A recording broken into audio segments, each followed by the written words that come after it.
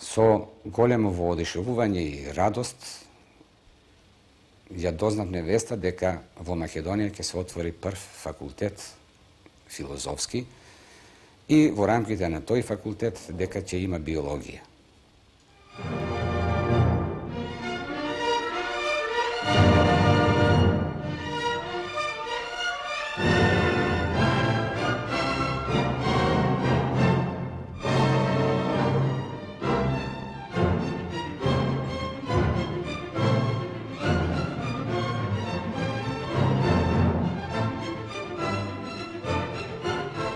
Кога дојдовме да се запишуваме во Скопје, не се сеќавам точен датум кој беше, голема група од Охрид дојдовме. Ја најдовме зградата на филозофскиот факултет. Тоа беше покрај железниот мост, се викаше и универзитетска библиотека. Се искачивме по скалите и првата соба од десна страна беше канцеларијата во која требаше да се запишуваме. Застанавме на ред и се случи јас да влезам прв во таа соба. Имаше на 20-тројца службеници. Тука беше професорот Поленаковиќ, сега покоен, и секретарот на факултетот Славко Митев. Се запишав, добив прв индекс и после мене што беа колеги охриѓани добија следните броеви, така да професорот Битраков, математика студираше, тој го носи индекс од број 2 и така натака.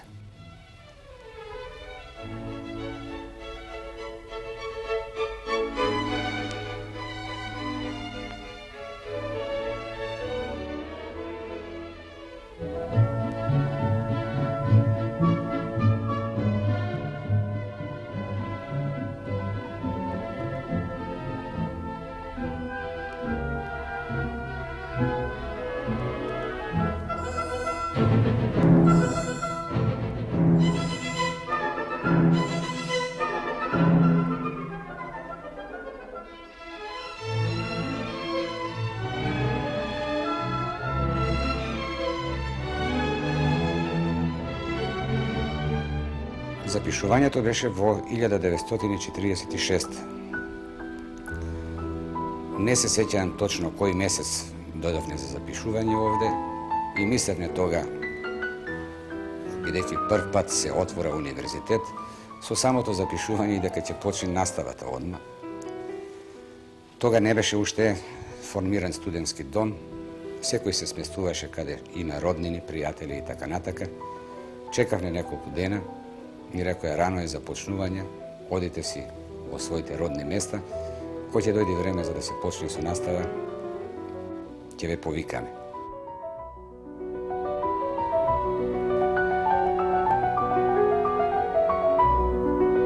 Голем придонес во мојата определба да студирам биологија има дадено мојата професорка по биологија во Охридската гимназија, доктор Елена Хаджиева, која во сушност беше и единствен доктор на науки непосредно после ослободувањето во Македонија. Таа не само што беше врстен стручњак од областа на биологијата и хемија, туку имаше начин да приде кон секој ученик, да му створи љубов за предметот и буквално да го натера постојано да ја следи наставата, бидејќи на секој следен час таа вршеше проверка на знаењата. Сакале не ќеле, моравме да учиме редовно, а со самото тоа, кога ќе навлезе човек во материјата, во човека се створува љубов кон определен предмет, а таа љубов кај мене се створи кон биологија.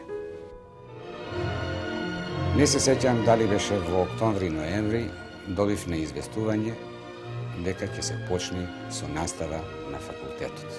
Дојдовме сите во Скопје и свеченото отворање се одржа во зградата на Македонскиот народен театар.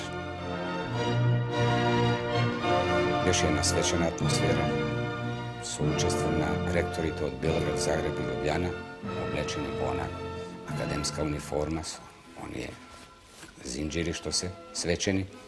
što ni ostavi golem pečatok, imaše i priredba tamo. I najposle nastavata počne na 16. dekembri 1946. godine. To je znači prvi od den koga nije vljegovne vo studentskite klupi. Moram ovdje da spomenam, odnosno da se podsjetam, дека во тоа време филозофскиот факултет беше составен од два оддели, хуманитарен и природно-математички. Хуманитарниот оддел беше сместен во таа зграда, каде што се запишавме, а природно-математичкиот оддел пак беше распореден во три згради. Биологија беше сместена во зградата на Природонаучен музеј, која се наоѓаше на улица Орце Николов број 11, непосредно до киното Младина, кое што се сруши после земјотресот. Потоа групата географија се наоѓаше во една зграда непосредно до зградата на хуманитарниот оддел. И најпосле групите математика, физика и хемија се наоѓаа во осмогодишното училиште Браќа Миловиновци. За жал, сите овие згради кои што ги споменав настрадаја во земјотресот и ниједна од нив веќе ја нема.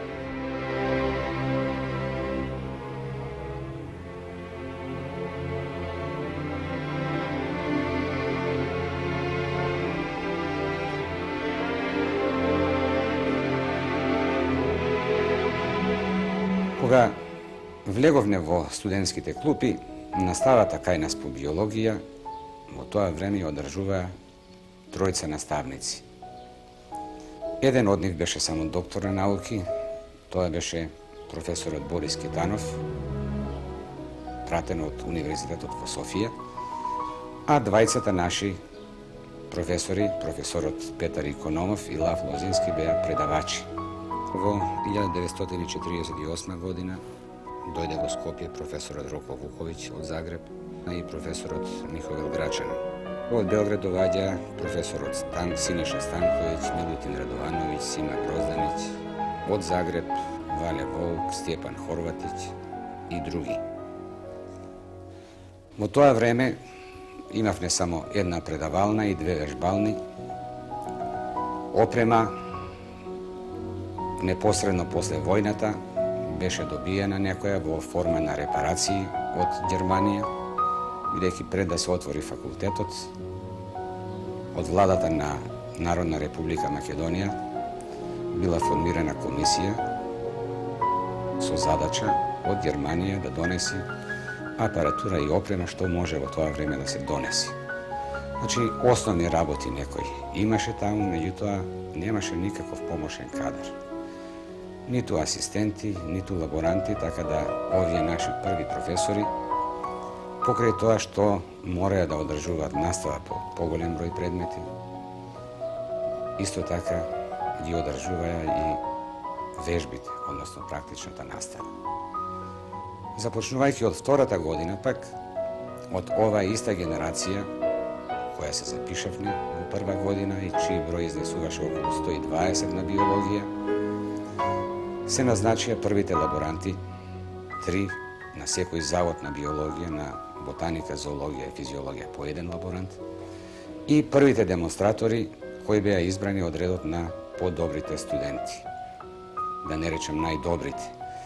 Еден од таквите демонстратори на зоологија бев и јас.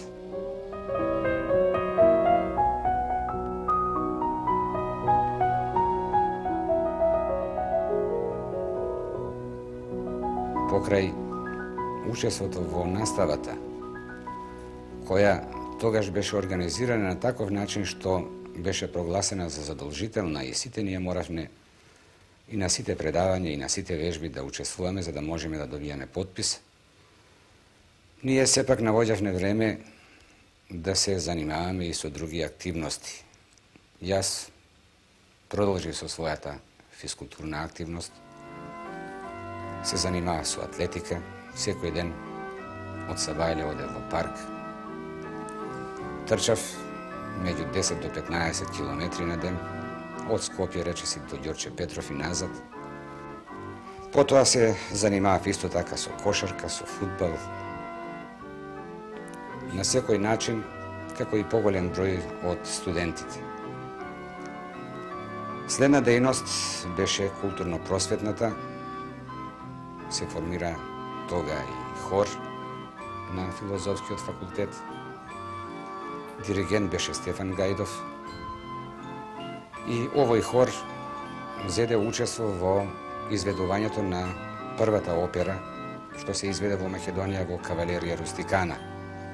Ми се чини дека беше 48 година и таа година со право се зема и како година на започнување со дејноста на Академското културно-уметничко друштво Мирче Ацев. Покрај хорската секција постоеше и фолклор и така натака. Активен бев во сите тие секции.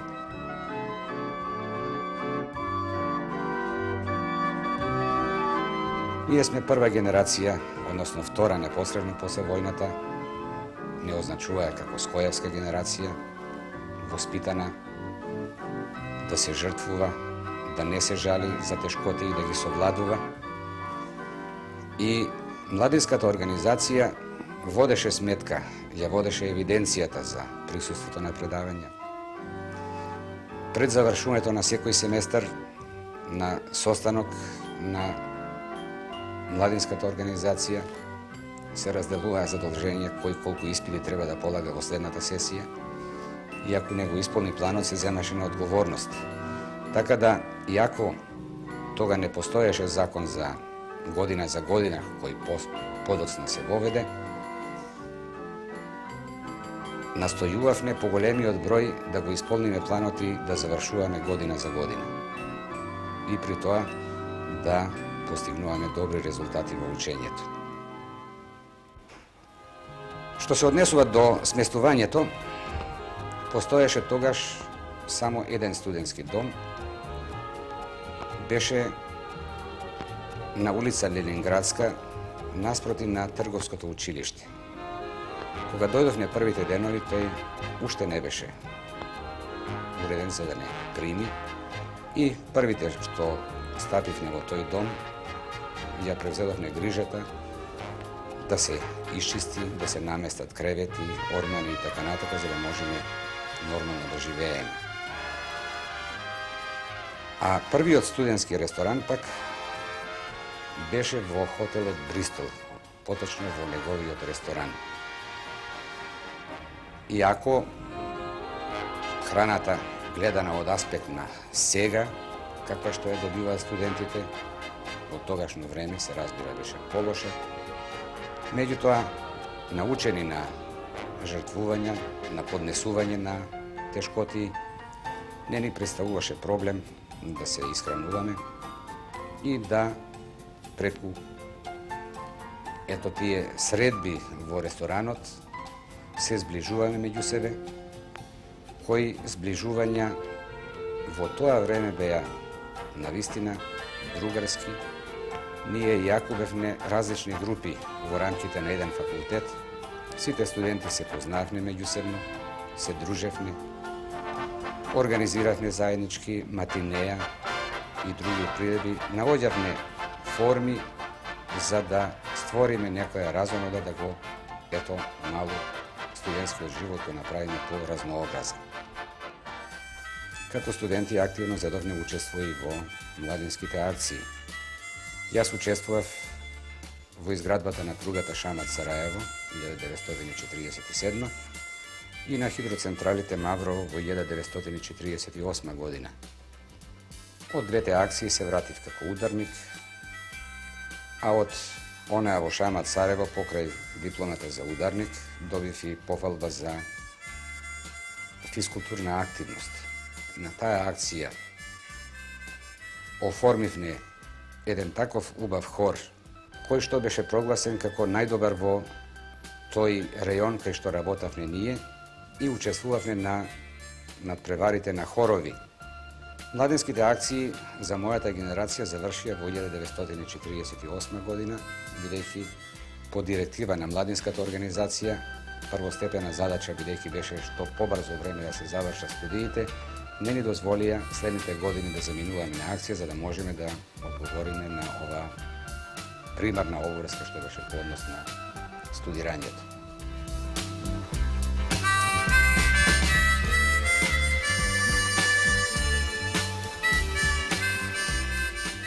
Веќе во февруари 1951 година дипломирав, а од 1 април бев назначен за асистент на групата биологија во Институтот за зоологија. Во октомври истата година замирав на отслужување на војниот рок, каде проведов до октомври 1952. Еден интересен момент ми е останат во сеќавање, а именно додека се наоѓав на отслужување на војниот рок во Битола, негде пролетта 52 година, по радио имав можност да ја слушам одбраната на првиот докторат на македонски јазик, а тоа беше Благој Попов, кој подоцна стана професор по математика, декан на овој факултет, ректор на универзитетот и така натаму.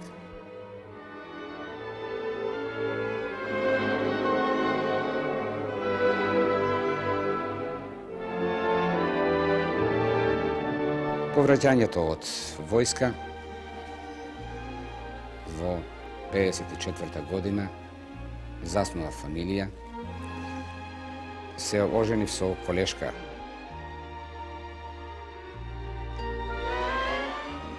Како демонстратор имав можност да соработувам со мојот колега, кој беше исто така демонстратор.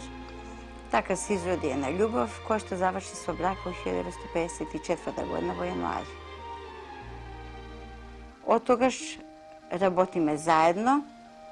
Мислам дека тоа има доста големи предности, со оглед на тоа што имавме можности да се надополнуваме во својата струка, да се договараме, да имаме взаимно почитување и многу други позитивни работи. Во бракот со мојот сопруг имаме 2 деца, завршија студии и 2 внучки.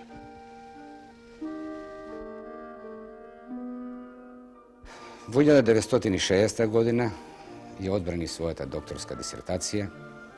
Во 61 бев избран за доцент. Во 66 за вонреден професор, во 71 за редовен професор. И со тоа го стекнав највисоко звање што може се стекне на универзитетот.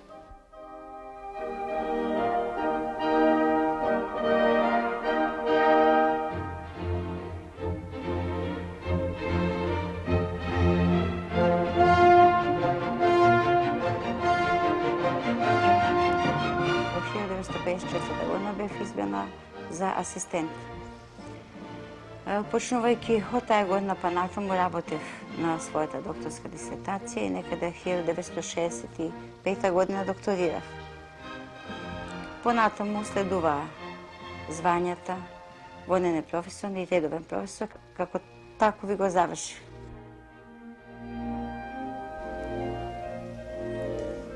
За се ова што го постигнавме во својот работен век, голем придонес има мојата мајка, бидејќи за да бидеш активен научен работник, активен општествен работник, се губи големо време, а домот останува празен. Целата грижа за домот и за одгледувањето и за воспитувањето на нашите 2 деца го превзеде таа. Морам уште да истакнам дека немам спомнато во почетокот, меѓутоа јас сум останат сираче на 10 годишна возраст, таа вдовица на 37 годишна возраст, сега е веќе возраст на 87 години и целата сила свој, значи, живот го има жртвувано, вложувајќи да створи од мене човек, не водејќи грижа за себе си, ами да ми овозможи мене и на моето семејство и на моите деца да имаме еден убав и пријатен живот. Мојата дејност не се одвиваше само на наставно и научно поле, туку како воспитаник на својата генерација, активно се вклучува во сите дејности што се организираа и на факултетот и на универзитетот. Така во периодот од 1964 до 1967 година бев продекан на Природно-математичкиот факултет. Од 1971 до 1975 година, значи во 2 мандати, бев декан на Природно-математичкиот факултет. Потоа, од 1978 до 1980 година бев проректор на универзитетот, а потоа уште еднаш ја има функцијата на декан на Биолошкиот факултет во учебната 1982 до 1984 година. А од другиве дејности да споменам дека сум бил председател на Унијата на биолошките научни друштва на Југославија, други значајни функции така во редакции на југословенски списанија, член на редакцијскиот одбор. Сега сум главен и одговорен уредник на годишниот зборник за биологија и бројни функции така кои што во еден краток вака момент не можат да се набројуваат.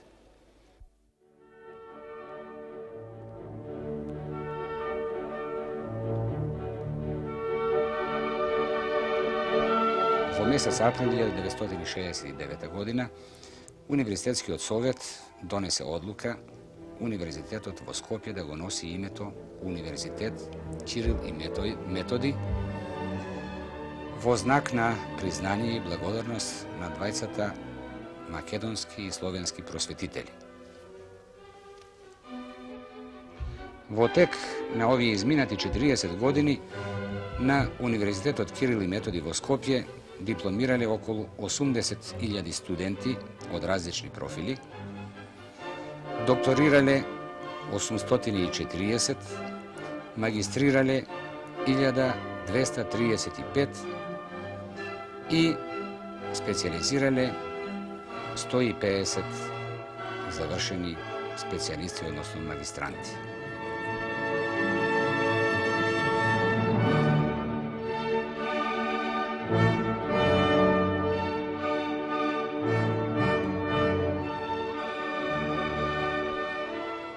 Во пензија заминавме во октомври 1988 година, јас на 1, а сопругата на 4 октомври.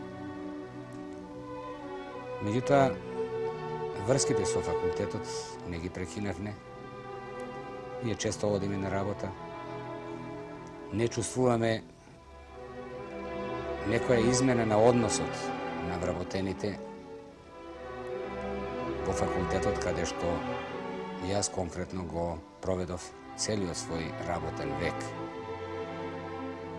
Меѓутоа, сепак човек чувствува нешто во себе како да е одвишен таму, иако однесувањето на преостанатите колеги не е такво. По однос на пензионирањето, ми се чини дека независно од односот на вработените на Природно-математичкиот факултет, а посебно на Институтот за биологија кон нас, кој што значително се разликува од односот на други факултети и институции према своји пензионирани професори, ми се чини дека се пребрза со нашето пензионирање, и тоа не само за мојата генерација, ами ова пензионирање со измените на Законот за работни односи зафати уште 4-5 генерации пред нас, така да одеднаш на одделни факултети и групи се јави недостаток од најквалификувани кадри. Така, например, од Институтот за биологија за последните 2 години во пензија заминавме 9 редовни професори, а сега има само 1 редовен професор таму. Станува збор за тоа дека ми се чини дека е пребрзано со тоа, бидејќи општеството не најде начин да го искористи целото наше искуство што сме наталожувало кај нас во овие изминати години од ослободувањето до денеска, со што би можеле ние уште натака да даваме свој придонес со совети, со давање помош на помлади кадри и така натака. Некако делува како навредливо за нас да се применува стриктно законот за пензионирање, да не се дава можност да се одржува настава или слично, а да се повикуваат професори од другите универзитети во Југославија кои што се постари значително од нас, а да можат да одржуваат таква настава.